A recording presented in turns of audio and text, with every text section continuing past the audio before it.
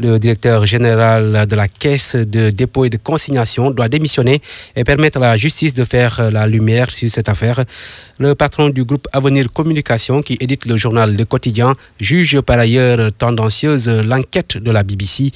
Madiambal Diagne était l'invité de Babacar Fall dans le grand jury.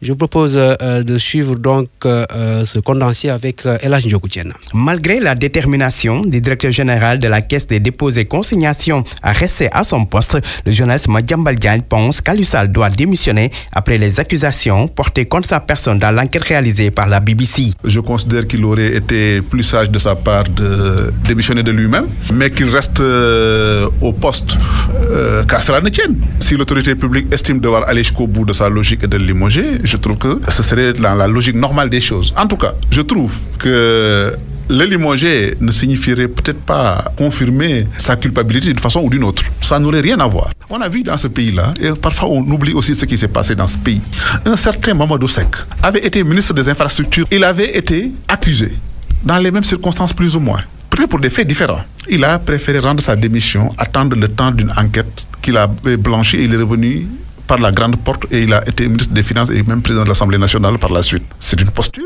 qu'on peut saluer. Aliou Sall dit que sa posture de directeur général ne gênerait en rien l'enquête. Soit, mais qu'il soit dans l'appareil de l'État peut donner du grain à moudre à d'autres personnes. À sa place, j'aurais rendu le tablier. Rendre le tablier pour éviter toute confrontation avec son frère de président de la République, c'est le conseil du patron du groupe Avenir Communication au DG de la CDC. Madiambal Diagne relève cependant des manquements dans l'enquête de la chaîne de télévision britannique.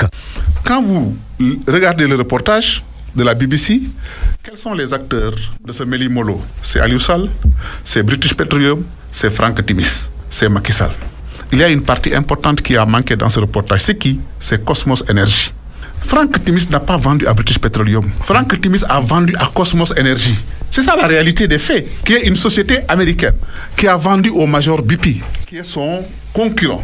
Ils ont trouvé un accord pour le vendre. Mais j'ai trouvé curieux que donc Cosmos Energy, qui est au cœur de cette affaire, qui est à la place centrale de cette affaire, ne soit pas apparu dans ce reportage-là. Pas un mot sur Cosmos Energy. Le patron du groupe Avenir Communication demande une enquête indépendante et exhaustive de la justice pour faire la lumière sur cette affaire de soupçon de corruption dans l'attribution de concessions pétrolières. Une affaire qui défraie la chronique et suscite beaucoup de commentaires ces derniers jours.